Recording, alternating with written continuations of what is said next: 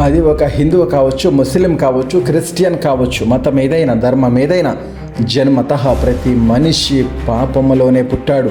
బలులు, యాగాలు, ఉపవాసాలు అంటూ అనేక ప్రక్రియల వలన పాపం పోవాలని లోకం అనేక క్రతువులను కనుగొన్నది. పాపం పోవాలి అంటే పరమ పవిత్రుని వలనే సాధ్యం.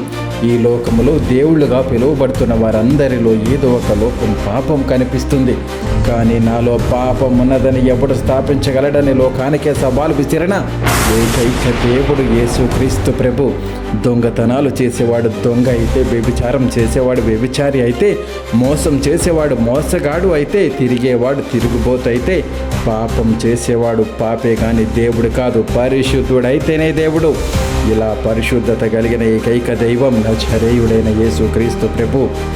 నాలో పాపం తీసివేయాలి అంటే మరొక పాపి వల్ల కానే కాదు, పాపమే లేని, పాపం చెయ్యని పరమ పవిత్రుడైన యేసుకే సాధ్యం నన్ను పవిత్రునిగా మార్చడం.